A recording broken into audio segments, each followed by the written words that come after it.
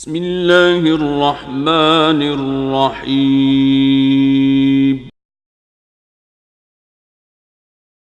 بسم اللہ الرحمن الرحیم۔ مکتب تویت الجالیات الصفرا برید القصیم پیش کرتے ہیں ایک روزہ القصیم اسلامک کانفرنس۔ مسلمانوں کے لیے ایک بہت بڑی آزمائش تھی، مسلمانوں کے لیے بہت بڑی آزمائش تھی۔ کیوں؟ اس لیے کہ کفار اپنی پوری طاقت اکٹھا کر کے مسلمانوں سے غزوہ بدر کا بدلہ لینے کے لیے آ رہے تھے۔ حدیث پاک کا واضح ہے کہ خوشحالی میں اللہ تبارک و تعالیٰ کو بھول جانا اور اللہ کا شکر ادا نہ کرنا اور غم و علم میں جزا اور فضا کرنا، نوح اور ماتم کرنا اور اللہ تبارک رب العزت کی نافرمانی کرنا، یہ سب کافرانہ شیوا ہے، یہ مومنوں کا شیوا نہیں ہے۔ کتنا تجھے اللہ نے عبادت کا شوق لگایا ہے، تو جو رات سوتا ہے نا، یہ بھی نہ سویا کر، بلکہ اصیل ککڑ کی طرح نہ 40 رات ایک ٹانگ پہ کھڑا ہو کے وظیفہ کر، جس طرح آج ہمارے پیر بزرگ کرتے ہیں نا۔ جب تک چلیہ نہ کریں ولی نہیں بنتے۔ اعوذ باللہ من الشیطان الرجیم،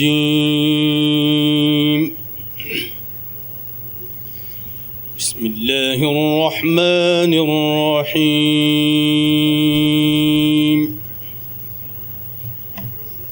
اسے چاہتے ہیں ہم مددگاری اور تجھے آتی ہے اپنے آرزومندوں کی دلداری۔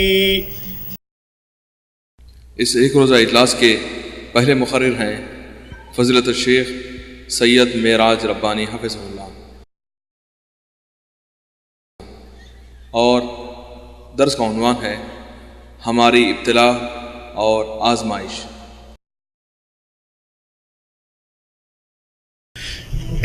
الحمدللہ رب العالمین والصلاة والسلام علی نبینا محمد وعلى آلہ وصحبہ اجمعین، اما بعد۔ قال اللہ تبارک و تعالی فی کلامہ المجید، اعوذ باللہ السمیع العلیم من الشیطان الرجیم، بسم اللہ الرحمن الرحیم۔ یا ایہا الذین آمنوا اتقوا اللہ حق تقاتہ ولا تموتن الا وانتم مسلمون واعتصموا بحبل اللہ جميعا ولا تفرقوا۔ اللهم صل على محمد وعلى آل محمد كما صليت على إبراهيم وعلى آل إبراهيم إنك حميد مجيد۔ اللهم بارك على محمد وعلى آل محمد كما باركت على إبراهيم وعلى آل إبراهيم إنك حميد مجيد۔ برادران اسلام، نوجوان دوستوں، بزرگوں اور بھائیوں، جیسا کہ آپ کو معلوم ہے کہ آج بتاریخ 24 جمادی الثانیہ 1424 ہجری مطابق 22 اگست سن 2003 عیسوی کو یہ ایک روزہ کانفرنس زیر اہتمام اسلامک گائیڈنس سینٹر صفرا برید القصیم اس استراحے کے اندر منعقد ہو رہی ہے، جس میں اللہ کے فضل و کرم سے مختلف جگہوں کے علماء حضرات دعات مبلغین تشریف فرما ہیں۔ انشاءاللہ تبارک و تعالی شام تک، رات گئے تک آپ ان کے پروگرامز، ان کی تقاریر سے انشاءاللہ مستفید ہوں گے۔ میرے عزیزوں، میرے دوستوں اور بھائیوں، آج کی اس بزم میں جیسا کہ آپ کو معلوم ہے کہ میری تقریر کا جو موضوع ہے وہ ہے ابتلا اور آزمائش۔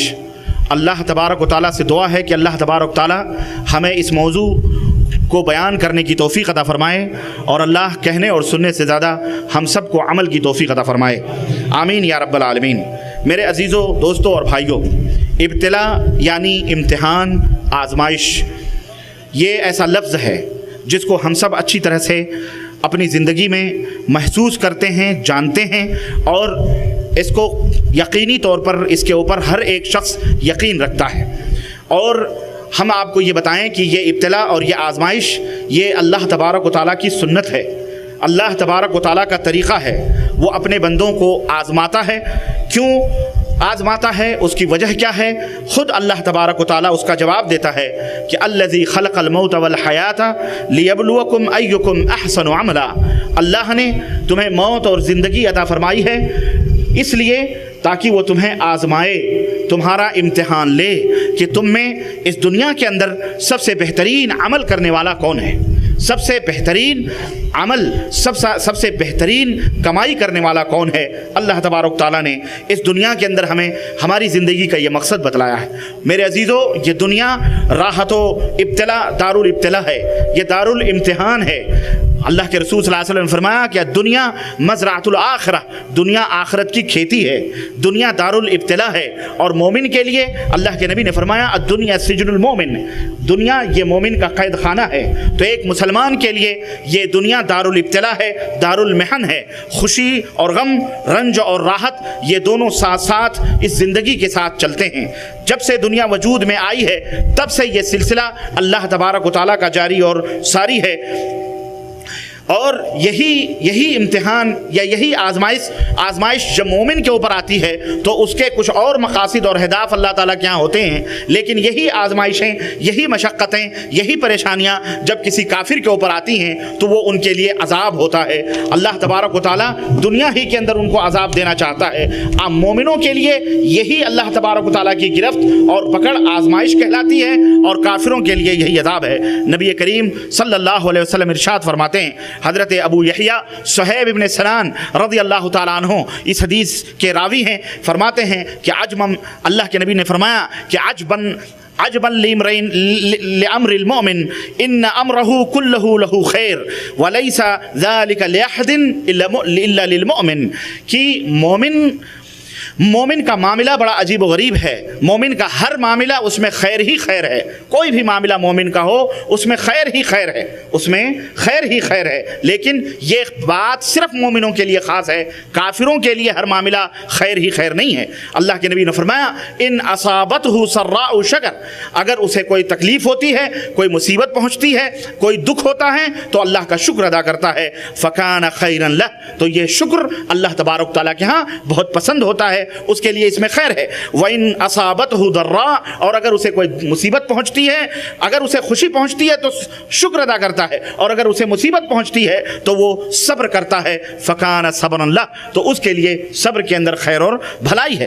مطلب اس حدیث پاک کا واضح ہے کہ خوشحالی میں اللہ تبارک و تعالیٰ کو بھول جانا اور اللہ کا شکر ادا نہ کرنا، اور غم و علم میں جزا اور فضا کرنا، نوح اور ماتم کرنا، اور اللہ تبارک رب العزت کی نافرمانی کرنا، یہ سب کافرانہ شیوا ہے. یہ مومنوں کا شیوا نہیں ہے. مومن کا شیوا یہ ہے کہ اللہ اسے نعمتیں عطا فرمائے تو ان نعمتوں پر اللہ کا شکر ادا کرے، تواضع اور انکساری اختیار کرے، اللہ تبارک و تعالیٰ کی زیادہ سے زیادہ اطاعت و فرما برداری کرے. اور اللہ تبارک و تعالیٰ اگر کوئی مصیبت اس کے اوپر وقتی طور پر، یا اس کی مصیبت کسی بیماری، کسی دکھ، کسی مشقت کے اندر اگر اپنے مومن بندے کو ابتلا اور آزمائش میں ڈال دے تو اس کے اوپر صبر کرے، اس کے اوپر صبر کرے. میرے عزیزو، نتیجہ یہ ہے کہ ابتلا اور آزمائش جب اللہ عز و جل کی یہ سنت ٹھہری اور اس کا طریقہ قرار پایا، جیسا کہ اللہ تبارک و تعالیٰ کا ارشاد اور اس کا فرمان ہے کہ وَلَنَبْلُوَنَّكُمْ بِشَيْءٍ مِّنَ الْخَوْفِ وَالْجُوعِ وَنَقْصٍ مِّنَ الْأَمْوَالِ وَالْأَنفُسِ وَالثَّمَرَاتِ. اے میرے مومن بندو، ہم تمہیں آزمائیں گے. اللہ اچانک نہیں آزماتا، اللہ نے تمہیں سب سے پہلے خبردار کر دیا ہے کہ اس دنیا میں یہ پوری زندگی تمہارے لیے آزمائش ہے، اور ہم تمہیں آزمائیں گے. کیسے آزمائیں گے؟ آزمائش کی شکل و صورت کیا ہوگی؟ اللہ نے فرمایا من الخوف، دہشت ڈال کر کے، تمہارے درمیان ڈر ڈال کر کے، خوف ڈال کر کے، تمہارے کلیجے منہ کو آئیں گے، اتنا ڈر تمہیں محسوس ہوگا، اتنا خوف تمہیں لگے گا. یہ خوف اور دہشت تمہارے درمیان ڈال کر کے ہم اس ڈر سے تمہیں آزمائیں گے. والجوع، تمہیں بھوک اور پیاس سے ہم تمہیں آزمائیں گے. روٹی کے کبھی تم ترس جاؤ گے، ایک گلاس پانی کے لیے ترس جاؤ گے، قطرے کے محتاج ہو جاؤ گے، ہم اس سے بھی تمہیں آزمائیں گے. وَنَقْصٍ مِّنَ الْأَمْوَالِ، غربت اور فقر اور فاقہ مسلط کر کے ہم تمہیں آزمائیں گے. وَالْأَنفُسِ، جانوں کو لے کر، تمہاری روحوں کو قبض کر کے، یا تمہارے درمیان قتل و غارت گری بھی ڈال کر کے، ختم کروا کر کے بھی تمہاری جانیں ضائع ہوں گی، اس کے ذریعے سے بھی ہم آزمائیں گے. والثمرات، تمہاری کھیتی اور باڑیاں بھی ہلاک و برباد کر دی جائیں گی. جب زراعت اور جو زراعت ہیں اور جس کے اوپر تمہاری معیشت کا انحصار ہے، غلے ہیں، یہ تمام غلے رائگاں اور برباد بھی کر کے ہم تمہیں آزمائیں گے. تو یہ آزمائش کی شکلیں ہیں. اللہ تبارک تعالیٰ نے فرمایا ہم ہر طرح سے تمہیں ٹٹولیں گے، آزمائیں گے. اے اللہ، اس آزمائش کا، اور اللہ نے ایک جگہ اور ارشاد فرمایا کہ یہ آزمائش کیوں ہوگی؟ اس آزمائش ہم کیا کریں گے؟ اللہ نے ایک جگہ اور اسی مضمون کو یوں ارشاد فرمایا ہے، احسب الناس ان یترکوا ان یقولوا آمنا، کیا لوگوں نے یہ سوچ رکھا ہے کہ صرف یہ کہہ دیں گے کہ ہم ایمان لائے، ہم مومن ہو گئے اور انہیں چھوڑ دیا جائے گا؟ ان سے کوئی انہیں کسی چیز میں ملوث داخل نہیں کیا جائے گا؟ اللہ نے فرمایا کیا لوگوں نے یہ سوچ رکھا ہے یا لوگوں کا یہ تصور ہے کہ وہ ایمان لائے، ہم اللہ تیرے اوپر ایمان لائے، خلاص عیش و عشرت کی زندگی گزاریں گے؟ لا، اللہ فرماتا ہے وَهُمْ لَا يُفْتَنُونَ، اور انہیں آزمایا نہیں جائے گا۔ یاد رکھو وَلَقَدْ فَتَنَّا الَّذِينَ مِن قَبْلِهِمْ، اے میرے بندو، اے نبی کی امت کے لوگوں، تم سے پہلی جو امتیں تھیں ہم نے انہیں آزمایا ہے، ہم نے انہیں آزمائشوں میں ڈالا ہے۔ صحابہ کرام رضوان اللہ علیہم اجمعین کا وہ دور مکے کا یاد کرو مسلمانوں، کہ جب صحابہ کرام رضوان اللہ علیہم اجمعین زبان سے کلمہ توحید کہنا ان کے لیے دشوار ہو چکا تھا، مکے کی زمین ان کے وسعتوں کے باوجود بھی، اپنی وسعتوں کے باوجود بھی تنگ ہو گئی تھی، اور صحابہ کرام بلبلا اٹھے، بہن بھائی ماں باپ سب دشمن بن چکے، پورا معاشرہ پورا سماج دشمن بن گیا، بلبلا اٹھے، تنگ ہو گئے۔ کب تک کوئلوں کے اوپر ان کی پشتوں کو داغا جاتا رہا؟ کب تک انہیں ریگزار اور سنگلاخ وادیوں میں، مکے کی گلیوں میں انہیں گھسیٹا جاتا رہا؟ کب تک ان کے چہروں کے اوپر، ان کے چہروں کو گرم گرم ریتوں میں ڈال دیا جاتا رہا؟ کب تک برداشت کرتے؟ کب تک یہ تماشا کفار و مشرکین کا دیکھتے؟ نبی کریم صلی اللہ علیہ وسلم کی خدمت میں آئے اور نے کہا، کعبے سے ٹیک لگائے ہمارے نبی بیٹھے تھے، اللہ کے نبی سے کہنے لگے اما دعوت للہ، اے اللہ کے نبی دعا کریں اللہ تبارک تعالیٰ سے، اب ہم برداشت نہیں کر سکتے، صبر کا پیمانہ لبریز ہو چکا ہے، اللہ کے رسول اللہ سے دعا کریں۔ کب دعا کریں گے؟ ہم ختم ہو جائیں گے، مر جائیں گے، مٹ جائیں گے، ان کو ختم کر دیں گے کفار و مشرکین، اللہ سے دعا کریں۔ اللہ کے حبیب صلی اللہ علیہ وسلم نے اپنے صحابہ کو تسلی دی اور صبر کی تلقین کی اور کہا ابھی تو تمہارے اوپر وہ مشقتیں آئی ہی نہیں، وہ دشواریوں سے تم گزرے ہی نہیں جن دشواریوں سے تم سے پہلے کے لوگ گزرے، تم سے پہلے کے لوگ گزرے۔ سنو میرے صحابہ، تم سے پہلے کے لوگ ایسے ایسے تھے کہ ان کے جسموں کو ننگا کر کے لوہے کے آنکڑوں اور لوہے کے پنجوں سے ان کے جسموں سے گوشت کو نوچا جاتا تھا۔ کس بنا پر؟ ایمان کی بنا پر، توحید کی بنا پر گوشت اور چمڑوں کو کھرچا جاتا تھا۔ تم میں کا کوئی شخص مومن کفار اور مشرکین کے سامنے لایا جاتا اور اس کی مانگ کے اوپر بیچ سر کے اندر آری رکھی جاتی اور یوں کھڑے کھڑے اس کو چیر دیا جاتا تھا۔ کیا تم ان مرحلوں سے ابھی گزرے ہو؟ صحابہ کرام خاموش ہو گئے۔ ابھی یہ مرحلہ نہیں آیا تھا، ابھی یہ موقع نہیں آیا تھا، ابھی یہ مرحلہ نہیں آیا تھا۔ اللہ کے نبی نے فرمایا صبر کرو۔ انبیاء اور رسول بھی یہ مشقتیں جھیل کر کے گئے ہیں اور اتنی مشقتیں انہوں نے اٹھائی ہیں کہ جب یہ آزمائشیں دیکھیں تو انہوں نے کہا متی نصر اللہ، اے اللہ تیری مدد کب آئے گی، اے اللہ تیری مدد کب آئے گی؟ اللہ نے فرمایا کہ مدد آئے گی، مدد آئے گی، پر تم صبر کرو، مومن ہوگے تو اللہ تمہاری مدد فرمائے گا۔ الا ان نصر اللہ قریب، اللہ کی مدد قریب ہے۔ یہ زمین کس کی ہے؟ یہ آسمان کس کے ہیں؟ یہ ذرات، یہ چاند، یہ ستارے، یہ فضائیں، یہ ہوائیں کس کی ہیں؟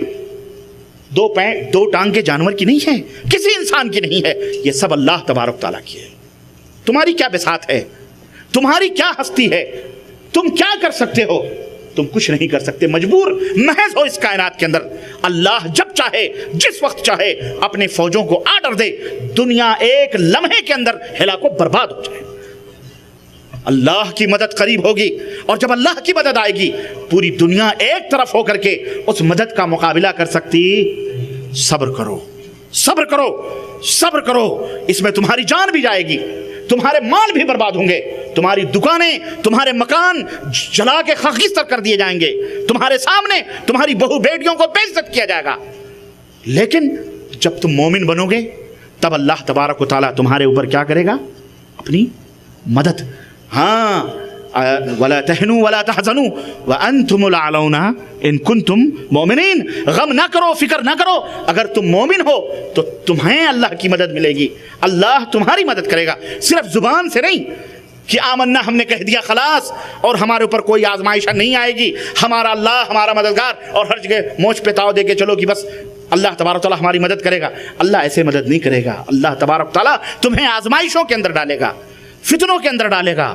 آج جو مسلمانوں کے اوپر چاروں طرف سے کفر کے شکاری اپنے ہتھیاروں سے لیس ہو کر اور کچھ پرائے شامل ہو کر آج مسلمانوں کے زندگیوں کو تنگ کر رہے ہیں, یاد رکھو یہ آزمائش کی گھڑیاں ہیں. یہ آزمائش اللہ تبارک و تعالیٰ کی سنت رہی ہے, طریقہ رہا ہے. اللہ نے فرمایا وَلَقَدْ فَتَنَّ الَّذِينَ مِن قَبْلِهِمْ فَلَيَعْلَمَنَّ اللَّهُ الَّذِينَ صَدَقُوا وَلَيَعْلَمَنَّ الْكَاذِبِينَ. یہ آزمائش کیوں؟ تاکہ سچوں اور جھوٹوں میں اللہ فرق پیدا کرتے.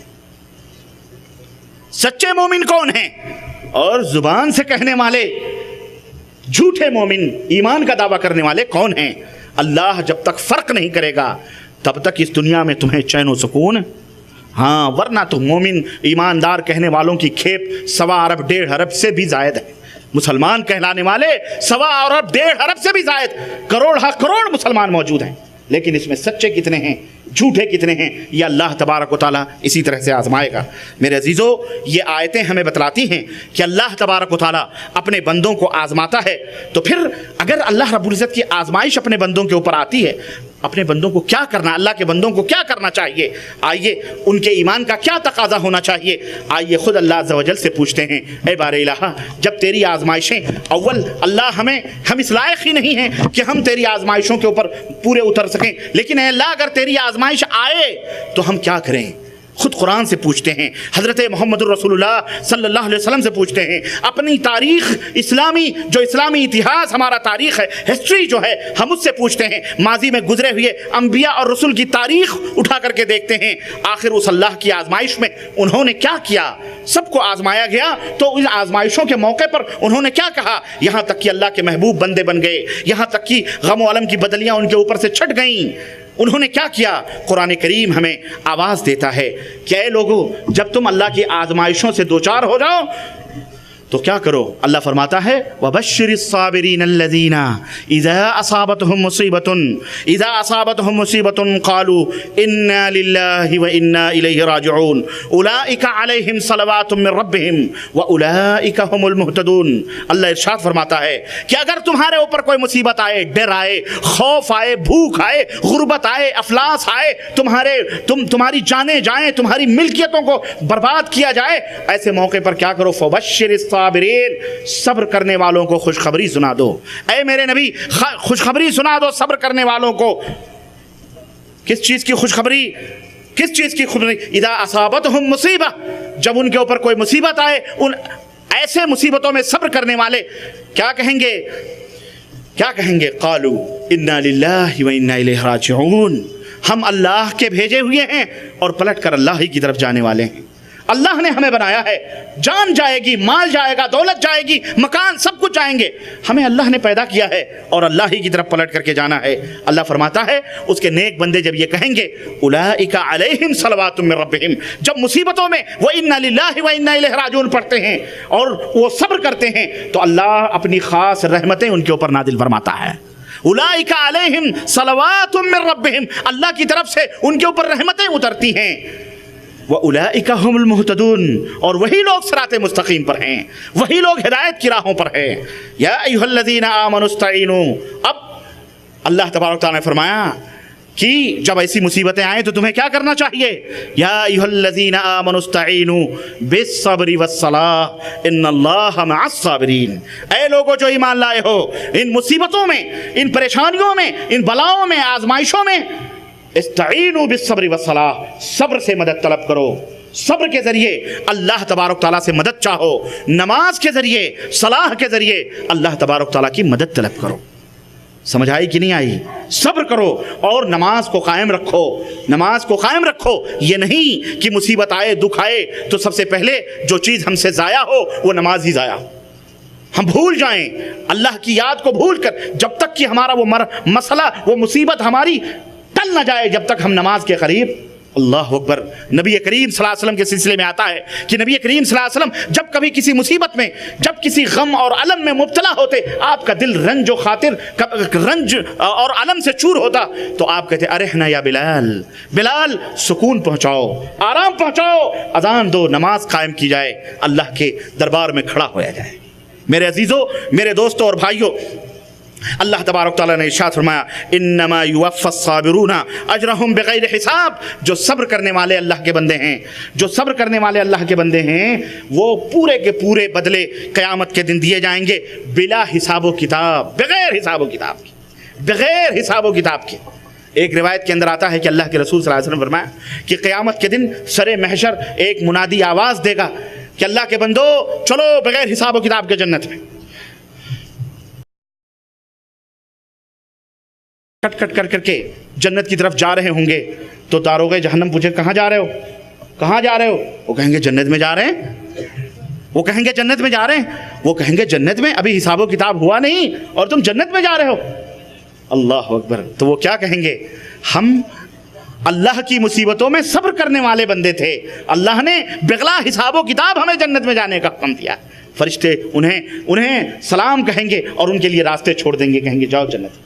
تو صبر کا بہت بڑا مقام ہے ان ابتلا اور آزمائشوں میں، اور اللہ عز و جل نے صبر اور اس کے فضائل و برکات اور اس کی اہمیت کو میرے عزیزوں پورے قرآن میں 90 مقامات پر ذکر فرمایا ہے. کتنے مقامات پر؟ 90 جگہوں پر اللہ تبارک تعالیٰ نے صبر کے فضائل، صبر کے برکات کو بیان فرمایا ہے. کہیں صبر کی تعریف کی ہے تو کہیں صابرین صبر کرنے والوں کی تعریف کی ہے، کہیں صبر نہ کرنے والوں کی مذمت بیان کی ہے، تو کہیں صبر کرنے والوں کے اجر و ثواب کا تذکرہ اور جو نعمتیں ان کے لیے اللہ نے تیار کر رکھی ہیں آخرت میں اللہ تعالیٰ نے اس کا تذکرہ فرمایا ہے قرآن کریم کے اندر 90 مقامات پر. کتنے مقامات پر؟ 90 مقامات پر. غرض اس طرح اللہ عز و جل نے اپنے بندوں کو مصائب و آلام، ابتلا اور آزمائش میں صبر کرنے کے اوپر ابھارا ہے. اور جب ہم ماضی کی تاریخ الٹ کر کے دیکھتے ہیں، ہم انبیاء اور رسل کی زندگیوں کو قرآن کریم میں اور نبی کی احادیث میں مطالعہ کرتے ہیں، صلحاء اور صالحین اکثر و بیشتر میرے عزیزوں یہ جتنے بھی تھے سب اللہ کی راہ میں آزمائے گئے.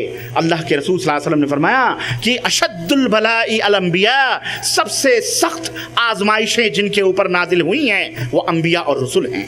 اور اللہ کا جو بندہ جتنا ہی قریب ہوتا ہے اللہ اسے اتنا ہی آزماتا ہے، اسے اتنے ہی آزمائش میں مبتلا کرتا ہے. اور یہ آزمائش میرے عزیزوں کسی ایک ہی مسئلے میں نہیں آزمایا جاتا سب کو، بلکہ اللہ مختلف طریقے سے امتحانات اور آزمائش اپنے بندوں کے اوپر ڈالتا ہے. ایک ہی طرح سب کو نہیں آزمایا گیا. قرآن کریم میں انبیاء علیہ السلام کی پوری تاریخ اٹھا کر کے دیکھو. چنانچہ ہم جب قرآن دیکھتے ہیں تو ہم دیکھتے ہیں کسی کو اللہ نے مال و زر دے کر کے آزمایا، دولت دے کر. حضرت سلیمان علیہ السلام مال و زر کی بہتات، پلک جھپکتے میں تخت شاہی آ رہا ہے. اللہ اکبر. سمجھ آئی کہ نہیں آئی؟ اللہ مال و زر دے کر کے کسی کو آزمایا، کسی کو اللہ نے بیماری دے کر کے آزمایا، کسی سے بیٹا لے کر کے آزمایا، اور کسی کو بیٹا دے کر اس کی نظروں کے سامنے اس کو ڈبو کر کے آزمایا. اللہ تبارک و تعالیٰ نے کسی کو آگ میں ڈلوا کر آزمایا اور کسی کو کہا کہ اپنی بیٹے کے گلے پر چھری ڈالو، پھیرو اپنے میرا حکم ہے کہ اپنے بچے کو اس بڑھاپے میں 90 برس کی عمر میں اپنے بچے کو ذبح کرو.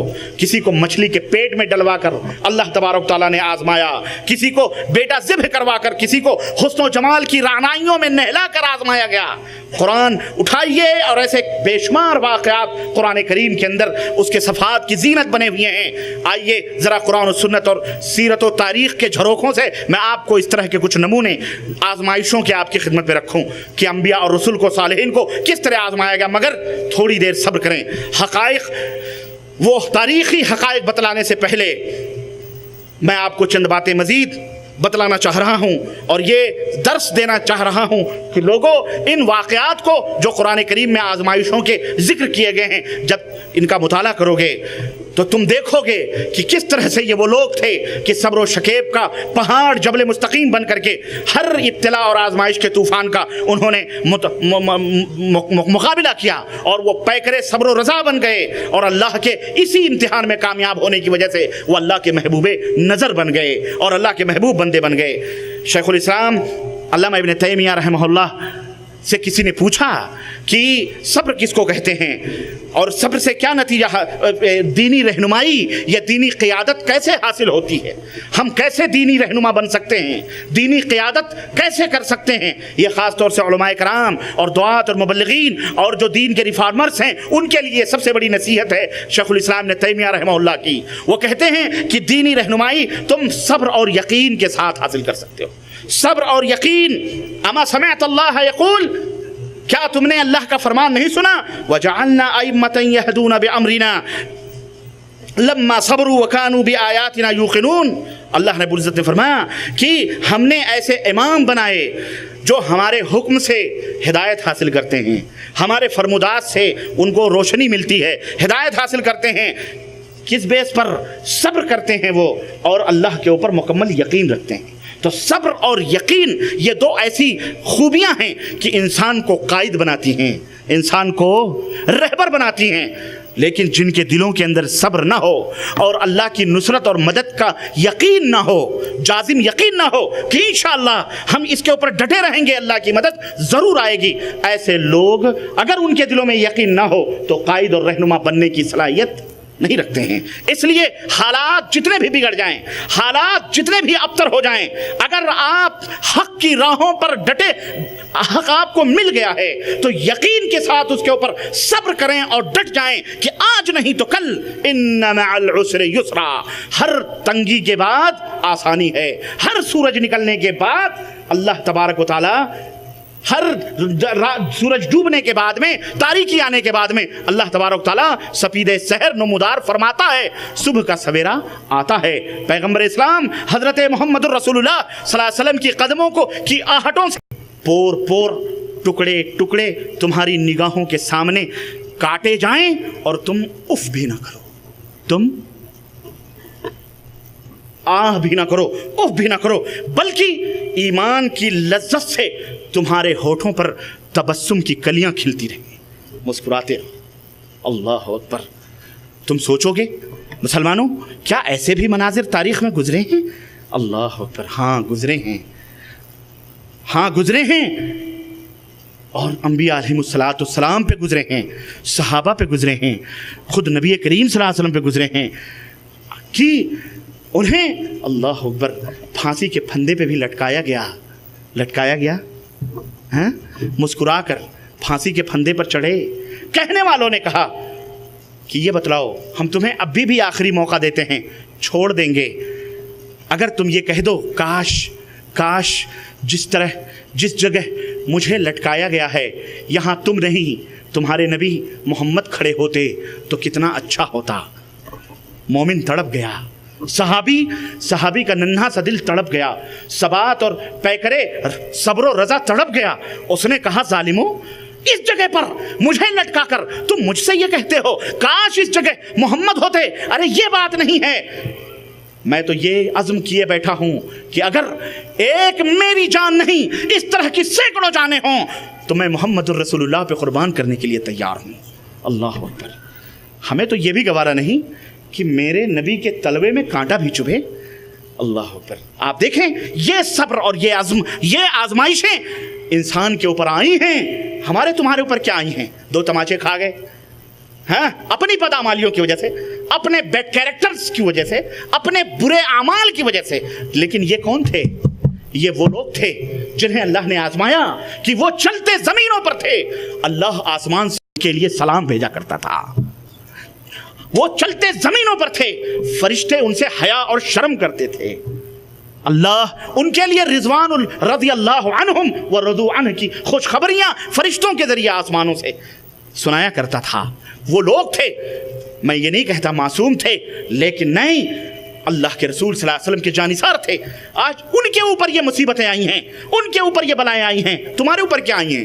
تمہارے اوپر کیا آئی ہیں؟ اور ہم تم ہیں کیا؟ ہمارا ایمان کیا ہے؟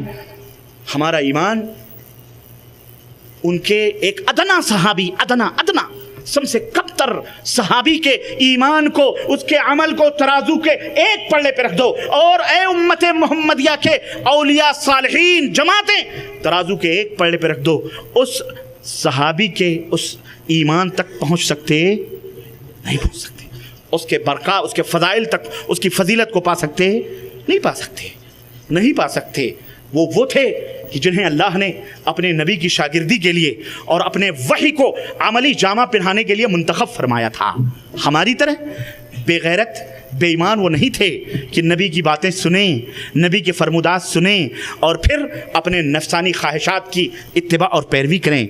अरे उनकी कानों में नबी की सदा आती थी, वो नहीं देखते थे नबी किसको हुक्म दे रहे हैं, फौरी तौर पर सरापा अमली तस्वीर बन जाया करते थे। इसकी एक नहीं सैकड़ों मिसालें सहाबे कराम मौजूद हैं, वो किसी और मौके पर। तो सब्र किसको कहते हैं? बाज़ लोगों ने ये कहा कि जिस्म के टुकड़े टुकड़े किए जाएं, लेकिन तुम अल्लाह के क़ज़ा और क़द्र पर, ईमान की जो क़ज़ा और क़द्र, तकदीर के खैर और शर पर जो लज्जत है, इस लज्जत से तुम लोग मुस्कुराते रहो, तुम्हारे लबों के ऊपर मुस्कुराहट खिलती रहे। और किसी ने कहा कि सब्र कहते हैं कि तुम अल्लाह तबारक व तआला की खुशी में खुश रहो और जो अल्लाह को पसंद हो वही तुम्हें भी पसंद हो। और तीसरा कौल यह है कि सुकून और चैन के फौत हो जाने की फिक्र से, सुनो, ये आज की बात है, आज की बात है, थोड़ी देर के लिए सुकून और चैन तितर बितर हुए। सब्र किसको कहते हैं? बाज़ लोग मुफस्सिरीन ने यह भी कहा है कि सब्र सुकून और चैन के फौत हो जाने की फिक्र से ज़्यादा अजरो सवाब के हासिल करने की फिक्र हो बंदे को। अजरो सवाब क्यों, बला और आजमाइश जितनी सख्त होगी उतने ही ज़्यादा तुम्हें अजर और सवाब भी मिलेगा, उतने ही तुम्हारे मकामात भी बुलंद होंगे। या अय्युहल्लज़ीना आमनू, या अय्युहल्लज़ीना आमनू अस्बिरू वसाबिरू वराबितू वत्तकुल्लाह लअल्लकुम तुफ्लिहून। ऐ ईमान वालो, सब्र करो और आपस में एक दूसरे को सब्र की तलकीन करो, राब्ते और आपस में तैयारी करो, आपस में एक दूसरे से मिलजुल करके रहो। वत्तकुल्लाह, और बुराइयों से बचते रहो, अल्लाह और रसूल की नाफरमानियों से बचते रहो, लअल्लकुम तुफ्लिहून, ताकि तुम कामयाब हो जाओ। मेरे अजीज़ों, तारीख़ी हक़ाइक़ और नमूने कुरान और अहादीस और सीरतों से पेश करने से पहले ज़रा हम ये समझते हैं कि ये आजमाइशें आती क्यों हैं, आजमाइशें क्यों आती हैं। दरअसल इसमें बंदे का अपना खुद फ़ायदा है और अल्लाह तबारक व तआला, जैसा कि मैंने बतलाया, अच्छे और बुरे की तमीज़ करना चाहता, उसको पता है, लेकिन वो ये नहीं चाहता कि इसी बंदों के अंदर खलत मलत रहें, वो कन्फर्म करना चाहता है। इसलिए 4 फ़ायदे पाने के लिए अल्लाह तबारक व तआला अपने बंदों को आज़माता है। नंबर 1, अगर बंदा नेक है, मुआहिद है, मोमिन है, तो अल्लाह उसके ऊपर इब्तिला और आजमाइश की घड़ियाँ लाता है ताकि दुनिया और आखिरत में उसके दर्जात को बुलंद किया जाए। अल्लाह ताला उसे बुलंद करना चाहता है, अल्लाह तबारक व तआला उसे रिफात और बुलंदी देना चाहता है, उसे बुलंद करना चाहता। अब क्या चीज़ है जो उसे बुलंद करे? वो चाहता है, चाहे तो वैसे भी बुलंद कर सकता है, लेकिन नहीं, अगर वैसे बुलंद करे तो सब वही 100 के नंबर लेके आएंगे। वो चाहता है कि ज़रा सा आजमाए कि इनमें 99, 80, 85 तो सब तो एक ही ढर्रे पे नहीं आएंगे, इल्ला मन रहमल्लाह। इसमें किसी का सब्र कम होगा, किसी का ज़्यादा होगा, है ना। उसकी नज़र में तो नेक हैं, साले हैं, ठीक है, लेकिन इसमें सब्र के मामले में थोड़ा कम, ऊंची और कमी बेशी होती रहेगी। इसलिए रिफत व बुलंदी अता करने के लिए अल्लाह तबारक तआला आजमाइश में डालता है। बस अगर वो सब्र करते हैं, सवाब की उम्मीद अल्लाह से रखते हैं, तो अल्लाह अबदुल आबाद तक, हमेशा तक के लिए उनके ज़िक्र को भी बुलंद फरमा देता है। उनके तज़किरे होते रहते हैं मजलिसों के अंदर, महफिलों के अंदर, उन्हें बतौर नमूना, बतौर मिसाल अल्लाह के बंदे अपने दरमियान पेश करते रहते हैं। एक तो ये, और दूसरी वजह जो अल्लाह आजमाइश में डालता है, उसकी वजह यह है कि दिल की तरबियत और उसकी इस्लाह होती है। दिल के ऊपर शैतान का हमला होता है, जंग लग जाते हैं, अल्लाह से दूरी हो जाती है, तो अल्लाह तबारक व तआला दिल को तरबियत देता है कि किस चीज़ की, और किस चीज़ की तरबियत देता है? इखलास की, लिल्लाहियत की, ताकि वो आजमाए और इस आजमाइश में उसे अच्छे और बुरे और अपने और पराये की पूरी तमीज़ हो जाती है। अपने और पराये की पूरी मिसाल, कोई पूरी तमीज़ हो जाती है। उसको चंद पैसों की ज़रूरत है, चारों तरफ हाथ मारता है, कोई उसको देने वाला।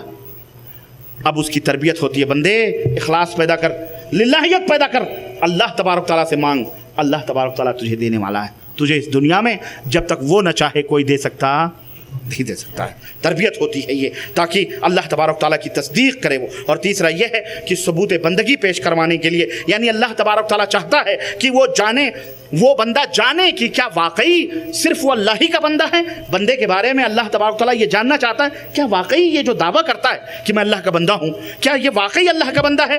क्यों? इसलिए कि सिर्फ بندگی کے اعلان کرنے سے کہ ہم اللہ کے بندے، ہم مسلمان ہیں، ہم مسلمان ہیں، ہم مسلمان ہیں، صرف اعلان کرنے سے کچھ نہیں ہوتا، بلکہ اس کے لیے پختہ دلیلیں چاہیے۔ ایسے موقع پر اللہ آزماتا ہے کیا؟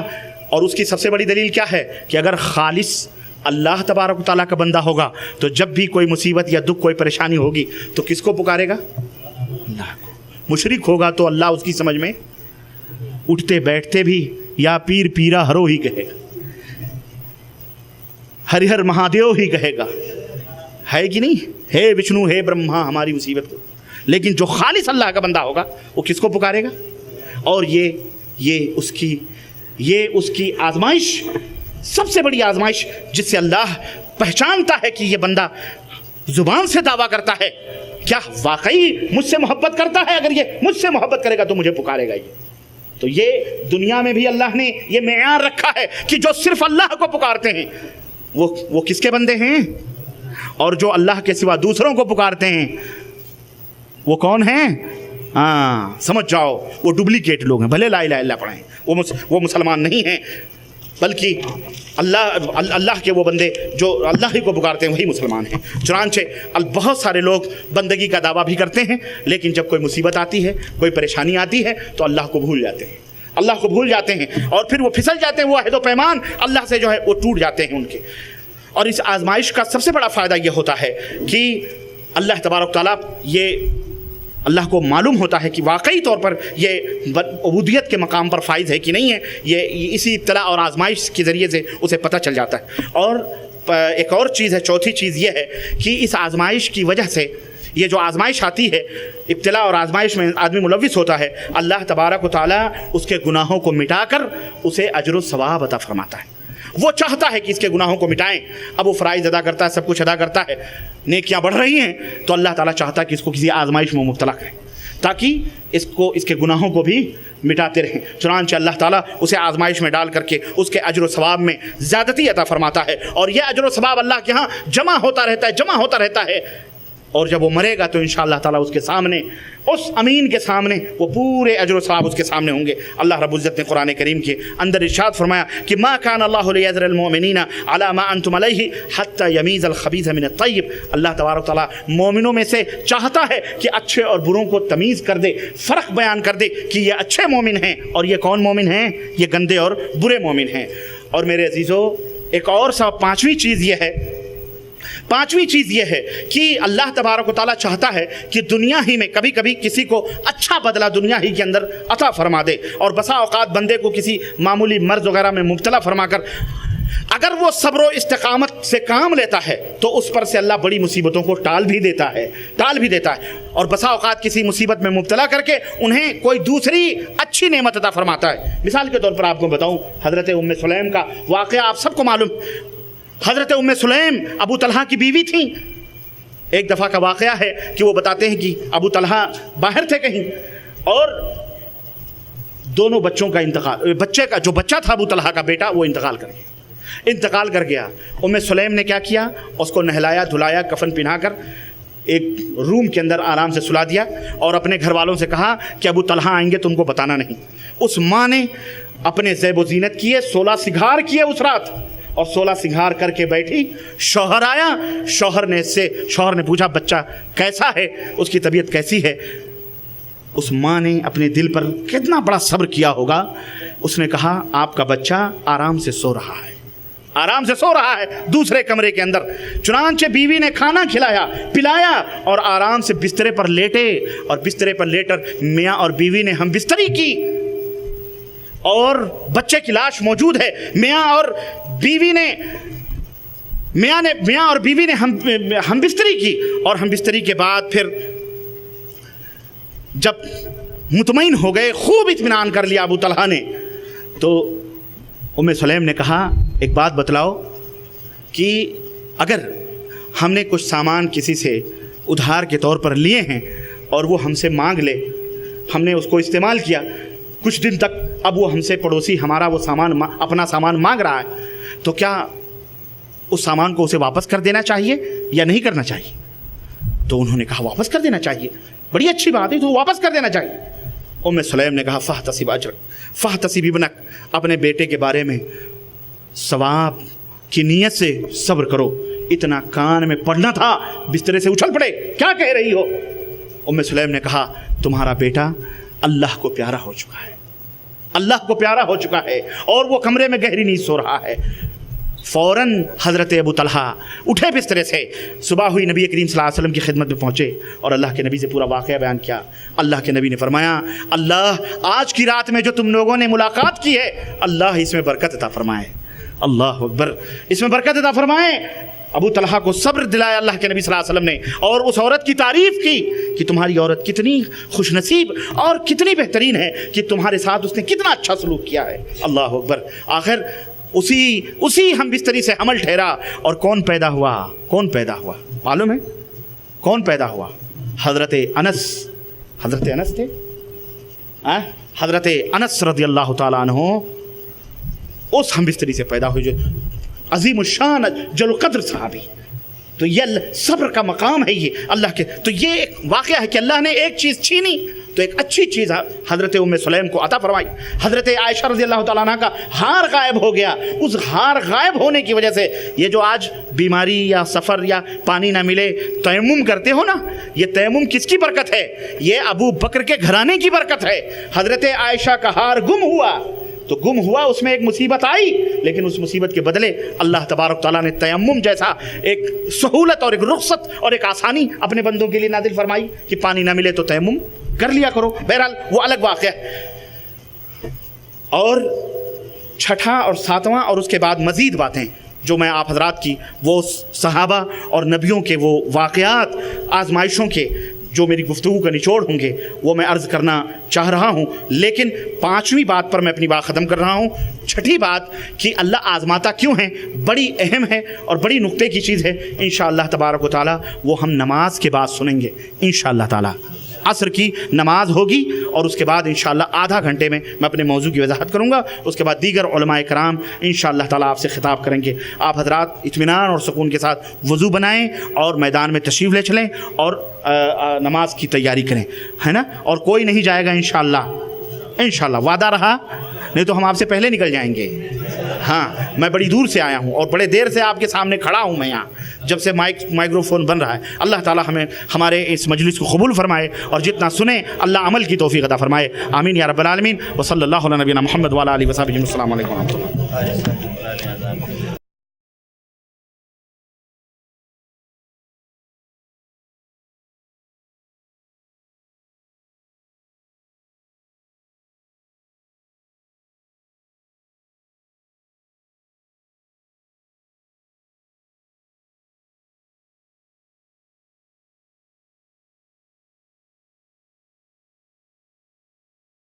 तो इस काफिर सूफियत को हजरत हकीमुल उम्मत मुसलमान बना चुके हैं। इस किताब के अंदर इस मुसलमान बनाने की सर से पैर तक कोशिश की गई। ये किताब लिखी है शरीयत और तरीक़त, क्यों?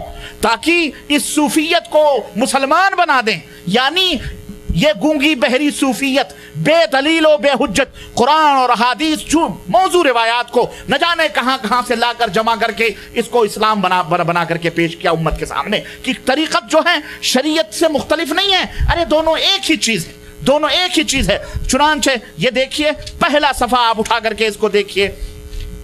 पहला सफ़ा इसके अंदर हजरत फरमाते हैं कि शरीयत अहकाम तकलीफिया के मजमूए का नाम है। इसमें आमाल ज़ाहिरी और बातनी सब आ गए हैं और मुतक़द्दमीन की इस्तिलाह में लफ्ज़ फ़िक़ह को इस अम्र का मुरादिफ यानी हम माना समझा जाता है। जैसे इमाम आज़म अबू हनीफ़ा से फ़िक़ह की यह तारीफ़ मनक़ूल है कि मारिफ़तुन नफ्स मा लहा व मा अलैहा, यानी नफ्स के नफ़ा और नुकसान की चीज़ों को पहचानना। फिर बहरहाल फिर मुताख़िरीन की इस्तिलाह में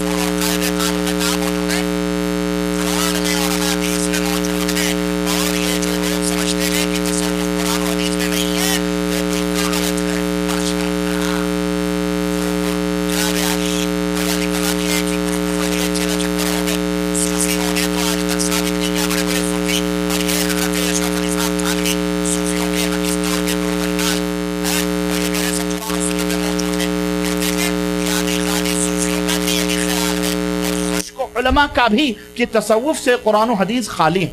खुश्क उलमा, हाँ, खुश्क उलमा जो कहते हैं कि तसव्वुफ में कुरान और हदीस नहीं है, वो कौन लोग हैं? वो खुश्क उलमा है। रोगन वोगन बोटियां वोटियां वाले नहीं है, वो हजरत खुद ही इनका यानी उन बेचारों को कोई हलवे मांडे मिलने वाले नहीं, खुश्क हैं बिल्कुल, बिल्कुल खर्रे वहाबी जिसको कह लो, है कि नहीं? हाँ भाई, इनको तो रोटी भी कोई नहीं देता बेचारों को, बोटी कहां से मिले, रोटी नहीं कोई पूछता। लेकिन इनके मौलवी तर रोगन रोगनियात बिरयानियां आ रही हैं, मुर्गे आ रहे हैं, मुसल्लम आ रहे हैं, हाँ, हर तरह। इसलिए कहते हैं कि खुश्क उलमा का भी कि तसव्वुफ से कुरान और हदीस खाली है, मगर ये दोनों गलत समझे। खुश्क उलमा तो ये कहते हैं कि तसव्वुफ कोई चीज़ नहीं, ये सब वाहियात है, बस नमाज रोज़ा कुरान और हदीस से साबित है, इसी को करना चाहिए। ये सूफियों ने कहाँ से झगड़ा निकाला है? तो गोया उनके नज़दीक कुरान और सुन्नत तसव्वुफ से खाली हैं। और जो गाली सूफी यूँ कहते हैं कि कुरान और हदीस में तो ज़ाहिरी अहकाम है, तसव्वुफ इल्म बातिन है, उनके नज़दीक नौज़ बिल्लाह कुरान हदीस की ज़रूरत नहीं। गरज दोनों फ़िरक़े कुरान और हदीस को तसव्वुफ से खाली समझ फिर अपने अपने ख्याल के मुताबिक एक ने तो तसव्वुफ को छोड़ दिया और एक ने कुरान और हदीस को। ऐ साहिबो, हकीम उल उम्मत फरमाते हैं, ऐ साहिबो क्या गज़ब करते हो, खुदा से डरो। इसके मुतालिक मैंने इस मज़मून पर 2 मुस्तकिल किताबें लिखी हैं। एक तो हकीकतुत तरीक़त, जिसमें मसाइल तसव्वुफ को तसव्वुफ की हकीकत अहादीस से साबित की है, और एक दूसरा रिसाला मसाइलुस सुलूक, जिसमें साफ ज़ाहिर किया गया है कि तसव्वुफ के मसाइल कुरान मजीद से भी साबित हैं। इन दोनों किताबों से मालूम होगा कि कुरान और हदीस तसव्वुफ से लबरेज हैं। कुरान और हदीस तसव्वुफ से, कुरान और हदीस, ये नहीं कि तसव्वुफ कुरान और हदीस से लबरेज है। हाँ, आप वहां ना रहें, इन्होंने तो कुरान और हदीस ही को सूफी बना दी। हाँ बेटा, चल कहाँ तू डोल निकाल निकाल के रंग रहा है, चल पूरे कुएं ही के अंदर रंग डाल देते हैं। तुम्हें अगर सूफियायत के रंग से चिढ़ाए तो क्या हुआ, हम पूरे कुएं को क्या बना देते हैं, सूफी रंग में रंग देते हैं। तो इन्होंने कहा चल पूरा कुरान ही सूफियायत की तालीम देता। तो प्यारे हकीमुल उम्मत साहब, अब मैंने एक फार्मूला बताया है, कहाँ शुरू में, कि अगर पूरा कुरान और सुन्नत तसव्वुफ से लबरेज है, पूरा कुरान और सुन्नत तसव्वुफ से बोलो लबरेज है, तो फिर उसको कुरान और सुन्नत ही कहो, तसव्वुफ का नाम तुमने क्यों दे दिया? नहीं समझ आई। शुरू में मैंने बतलाया, अगर और कुरान और सुन्नत को क्या कहते हैं? इस्लाम कहते हैं। अगर टोटल यही इस्लाम है तो फिर भैया उसे इस्लाम ही रहने दो, उसे तसव्वुफ क्यों कहते हैं? समझ आई कि नहीं आई?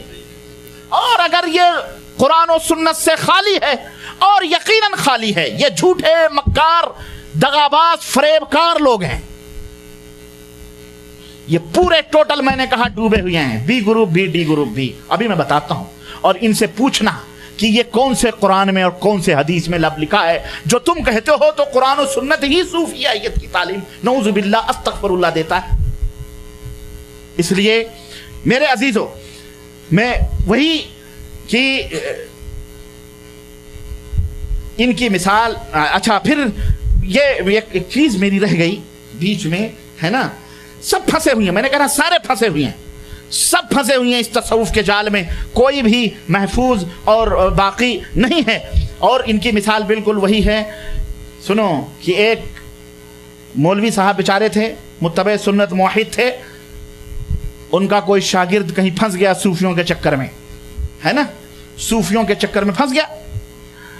1 दिन 2 दिन 4 दिन 10 दिन वो शागिर्द नजर ही नहीं आया। इत्तेफाकन कहीं मौलवी साहब को वो शागिर्द नजर आ गया। कहा कहाँ हो भाई, 10 दिन हो गए तुम्हारी जियारत नहीं हुई, आजकल क्या हो गया तुमको? देखा बेचारा सूफी साफी बना हुआ, कहाँ क्या कर रहे हो? कहा आजकल जन्नत के सैर हो रहे हैं हजरत, आपके यहाँ तो जिंदगी भर पढ़ता रहा, हाँ आपने तो सिवाय काला रसूलुल्लाह काला अल्लाह काला रसूलुल्लाह काला अल्लाह कहीं ना जन्नत की सैर ना अल्लाह के दीदार कहीं नहीं। अरे 10 दिन में तो मैंने जन्नत की सैर हर रात कर रहा हूँ। अब इन हजरत का माथा ठनका, ये कहीं जरूर फंसा है, ये कहाँ जन्नत की सैर कर रहा है भैया, अभी से जिंदगी ही में। कहा अच्छा, अब ये जरा होशियार होते हैं बेचारे, इनको लोग बेवकूफ समझते हैं इन वहाबियों को, लेकिन ये नहीं जानते उड़ती चिड़ियों में भी हल्दी लगाने वाले लोग हैं ये तुम बेटा कहाँ से उड़ रहे हो सब पता होता है, हाँ ये कहाँ जा रहे हो तुम्हें सब पता होता है। हम सीधे साधे जरूर हैं लेकिन हमें सब पता होता है, वह हम खामोश रहते हैं, भी जाने दो, जाहिल है, जाहिल से क्या बात कर। तो मौलवी समझ गया कि यार ये कहीं फंसा है। कहा भैया तो ऐसा कर, हमें भी आज की रात जन्नत लेके चल, کہا ٹھیک ہے آپ آ جاؤ ہماری کٹیا پر. گئے کٹیا پر, رات کو دستک ہوئی. کہا کیسے جاتے ہو؟ کہا ایک پرندہ آتا ہے نا, تو ایک سواری آتی ہے, پھڑپھڑاتا ہے تو سواری آتی ہے, تو براق پہ بیٹھ کے جاتا ہوں. کہا براق پہ؟ کہا چلو. آیا, بہرحال سواری آئی اور جناب علی پرندہ آیا, پھڑپھڑایا, اور اس کے بعد سواری آئی اور اس کے اوپر بیٹھے, اور شاگرد اور یہ استاذ دونوں گئے. اب رات کی تاریکیوں میں نہ جانے کتنی دور گیا اندھیرے میں, اور پھر ایک جگہ جا کے ان دونوں کو اتار دیا سواری نے, اور پھر وہ سواری غائب ہو گئی. اب یہ دونوں وہیں بیٹھے رہے. اب استاد بھی بیٹھا ہے, شاگرد بھی بیٹھے ہیں. تو شاگرد کہتا ہے حضرت نماز پڑھ لیتے ہیں, کچھ وظیفے کر لیتے ہیں. کہا بےہودے, تجھے معلوم نہیں وہ جنت میں عبادت کہاں ہے بھائی؟ ہم تو جنت میں بیٹھے ہوئے ہیں, تو یہاں عبادت کہاں ہے؟ عبادت تو دنیا میں ہوتی ہے. اب تو ہم کو جنت میں لے کے آئے, یہاں بھی نماز پڑھوا رہا ہے, یہاں نماز نہیں ہے بھائی میرے. کہا میں تو روز پڑھتا ہوں. کہا تو پتہ نہیں کیا پڑھتا ہے, تو جنت میں آ کر کے نماز کیسے پڑھتا ہے؟ خیر اس نے کہا اچھا کوئی بات نہیں ہے. دیکھیں ایک فرق جاہل اور عالم صوفی کیسے گمراہ کرتا ہے.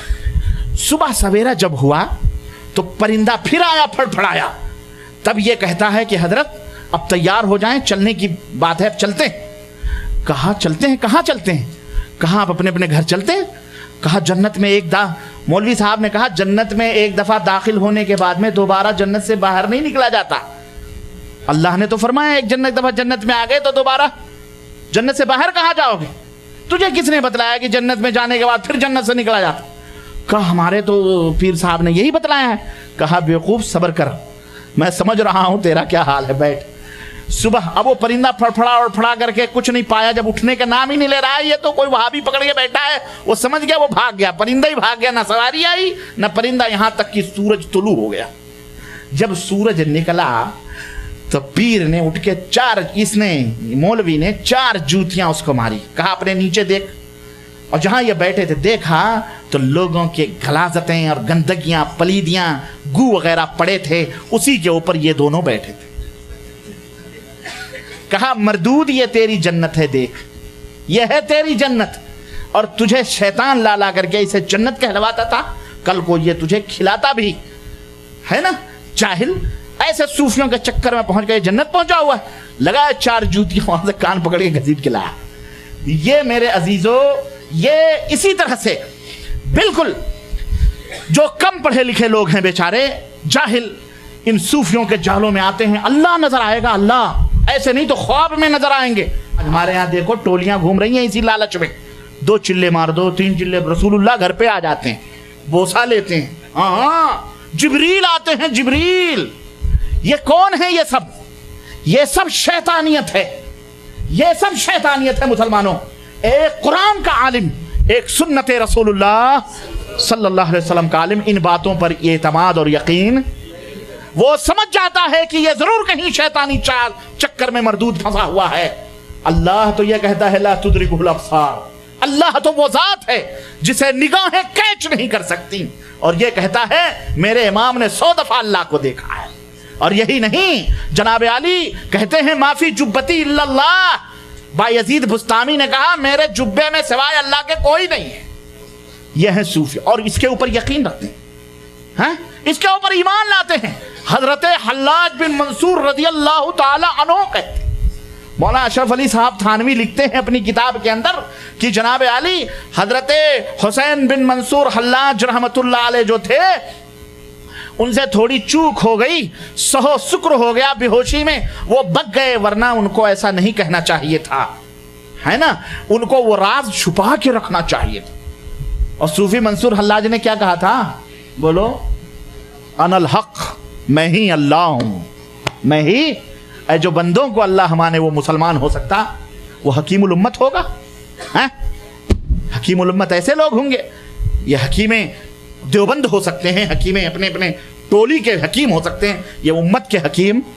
حکیم الامت تو ایک ذات ہے, حضرت محمد الرسول اللہ صلی اللہ علیہ وسلم, جس کے بارے میں بھی اماں عائشہ کہتی ہیں, جو یہ کہے کہ میرے حبیب نے, میرے شوہر نے, میرے رسول نے, میرے آقا نے, میرے سرتاج نے اللہ کو دیکھا ہے, وہ سب سے بڑا جھوٹا ہے. کیوں؟ اللہ کو کوئی نہیں دیکھ سکتا. समझ रहे हैं। और आज तो अल्लाह थोक के भाव इनको दिखाई देता है, हर जगह नजर आता है। हाँ, और उसके तो बड़े बड़े बहरहाल वो हैं। बहरहाल मेरे अजीजों, आओ जरा इन इस्तिलाहात को समझते हैं। ये तरीक़त और शरीयत, कुरान में इस तरीक़त को रुहबानियत कहा गया है। क्या कहा गया है? ला रुहबानियत फिल इस्लाम, इस्लाम में रुहबानियत नहीं है। और ये रुहबानियत यहूद और नसारा की तरफ से आई है। रुहबानियत का मतलब क्या है?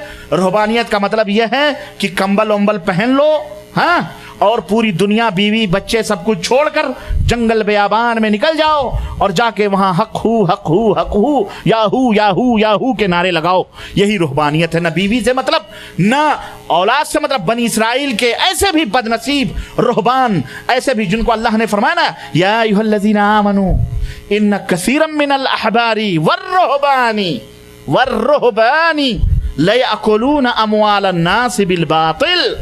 हाँ, लोगों का माल ये पीर ये उलमा हराम तरीके से खाते हैं। जब पीर बन जाते हैं तो खलास, पीर बन गए, मोटे मुसंडे आगे मसनद पे बैठ गए, खलास। अब उसने चिल्ले किल्ले मारे हुए हैं अपने, और जनाब अली अब शैतान कब्जे में किया हुआ है। अब बैठे हुए खानका बना ली, 4 10 15 शागिर्द बना लिए, खलकत दे रहे हैं, अमामा शरीफ दे रहे हैं, तस्बीह दे रहे हैं, मुसल्ले दे रहे हैं। खलास अब उनके शागिर्द बन गए। जाओ भाई ये वजीफे करते रहो, तुम भी ऐसे हो जाओगे।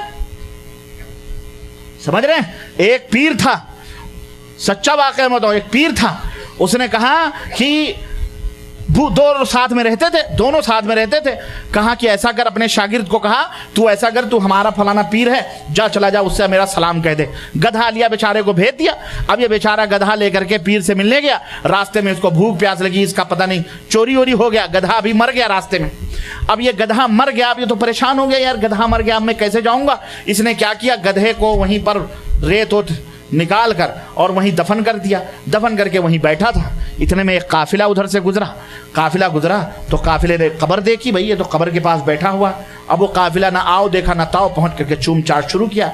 ये दूर से देखता रहा। इसने तमाशा देखा तो उन्होंने कुछ पैसे वैसे डाले, इसकी छठी हिस्स काम करना शुरू कर दी। बोले अबे यार, इस सारे जंगल में भी मंगल हो सकता भाई, ये ऐसे बदअकीदा लोग हैं, ये तो हमने गधे की कब्र बनाई हुई है और इसके ऊपर अब तो पैसे वैसे भी चढ़ा रहे हैं, वैसे भी भूख मर रहे हैं। चलो अच्छा है। वहां का है, क्या कर रहे हो, क्या है, तुम कौन हो भाई? कहा हम साहब मदार के साहबजादे हैं, हमारे अब्बा हुजूर का मदार है ये। कहा अच्छा। कहा फिर तो ठीक है, फिर नजराना तुम ही ले लो। अब जनाब जो खाने पानी वहां बैठे और बनाए और खिलाए और पिलाए, और वहीं से उसकी शुरू हो गई। अब वहां से हंगामा, काफिला जहां जाता वहां शोर करता है। बहुत बड़े बुजुर्ग का मदार सहरा में बना हुआ।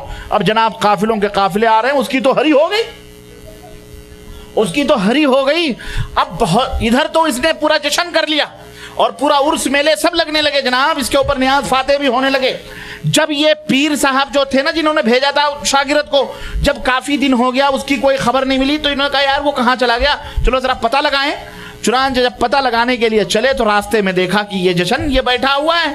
कहा ये क्या हाल है भाई? कहा हुजूर हाल है ना बहाल है, ये आपने जो गधा दिया था वो मर गया है, उसी की करामत है ये, है ना। और आज तो हमारे कहा बे तूने तो बड़ा अच्छा किया। कहा क्या हुआ? कहा बे जहां मैं बैठा हूं वो उसकी अम्मा है, तू लड़के को लिया हुआ, अब इसकी अम्मा मरी थी, मैंने वहां बना के बैठा था। चल चल कोई बात नहीं, तेरी भी दुकानदारी चल गई, है ना। अब वहां बैठ गया, वो दोनों बैठ करके फिर वहीं खाने पीने लगे जनाब अली। इस तरह की हरकतें ये होती, शैतान करवाता है। शैतान मोमिन को, मुसलमान को कैसे गुमराह करता है मेरे अजीज़ों, मेरे भाइयों, उसके मुख्तलिफ ढंग और मुख्तलिफ तरीक़े हैं। तो ये रुहबान जो थे, ऐसे भी बदनसीब रुहबान कि इनकी माएँ जा करके ममता की मोहब्बत में, बनी इसराइल में वाक़यात मौजूद हैं कि जा के चिल्ला चिल्ला के मेरे बच्चों आ जाओ, लेकिन कोई देखने के लिए, औरत से इनको नफरत, औरत से दूरी, देखने के लिए तैयार नहीं। और आपको पता है सही बुखारी और सही मुस्लिम की वो रिवायत, इब्न जुरैज का जो वाक़या मारूफ है, आपने सुना होगा कि वो शख्स जा करके सहरा कुटिया में कहीं कुटिया बना करके और वहां पर इबादत अल्लाह की करता था। यहां तक कि एक दिन ऐसा आया कि उसकी माँ बुढ़िया गई और अपने बच्चे को पुकार, इब्न जुरैज जुरैज करके आई, लेकिन अब वो इबादत कर रहा है। अब उसने सोचा कि मैं तो अल्लाह की इबादत कर रहा हूँ, अपनी माँ का जवाब दूं कि अल्लाह की इबादत करूं। शैतान ने दिल में वसवसे डाले होंगे, उसने कहा छोड़ माओं को, अल्लाह की इबादत में लगा, अल्लाह की इबादत कर, छोड़। अब माँ को नहीं जवाब दिया उसने, माँ वापस आ गई, दूसरे दिन गई, फिर वापस आ गई, तीसरे दिन गई, फिर वापस आ गई, जल गई। जब کہا یہ اللہ تعالیٰ اس کی موت اس وقت تک نہ آئے جب تک کہ یہ حرام کاری میں مشہور نہ ہو جائے. یہ بد دعا دے دیا اس جلی کٹی ماں نے کہ بدنام نہ ہو اللہ کسی رانڈ کا طائفہ کا فاحشہ کا جب تک منہ نہ دیکھے اے اللہ تب تک اسے موت نہ دینا. آخر وہ ماں بیچاری چلی آئی. ایک دن ایسا ہوا کہ محلے والے شہر والوں نے ایک مشہور ہو گیا ایک فاحشہ عورت تھی اس کی عبادت سے سب لوگ حسد کرتے تھے بنی اسرائیل کے لوگ. انہوں نے کہا یار اس کو تیار کرو اور اس کو بدنام کرے. اب وہ آپس میں کھچڑی بنی. وہ فاحشہ عورت نے گئی جریج کے پاس اور اس نے اپنے آپ کو پیش کیا. اس نے انکار کر دیا کہ میں اللہ کا نیک بندہ ہوں میں یہ سب کام نہیں کرتا. اس کو تیش لگی اتنی حسین و خوبصورت عورت خود پیش کر رہی ہے اور اس کے بعد بھی وہ کچھ نہیں کر رہا ہے. اس نے کہا اچھا میں تجھے خبر لے دوں تو کتنا متقی ہے. اپنے جا کے ایک چرواہا تھا چرواہے سے بدکاری کروائی اس نے اور اس کے بعد کچھ دن کے بعد پیٹ بڑھا حمل ٹھہرا اور لوگوں نے پوچھا یہ کیا ہوا تو کنواری تھی. کہا یہ جریج نے ہمارے ساتھ یہ حرکت کی ہے یہ اسی کا بیٹا ہے. اب لوگ تو پہلے سے انتظار میں تھے اور جناب عالی لے کے ڈنڈے لے کے لٹھی جو کٹیا شریف پہ پہنچے ہیں تو خانقاہ شریف ڈھاپ آگے برابر کی اور دے جوتے دے چپل دے مار. جب مار پیٹ کے تب اس چلایا یہ کہتا بھائیو کیوں مار رہے ہو ہم کو سبب کیا وجہ کیا. تب لوگوں نے کہا سبب کیا ہے زناکار بدکار کٹیے میں فحش کاری کرتا ہے بدکاریاں کرتا ہے اور اس طرح کی حرکتیں کرتا ہے. کہا واللہ میں نے یہ حرکت نہیں کی ہے. کون ہے وہ؟ کہا یہ عورت اس عورت نے تو اس عورت کے ساتھ تو نے بدکاری کی ہے. یہ دیکھ گود میں اس کے بچہ ہے یہ وہی پیدا ہوا ہے.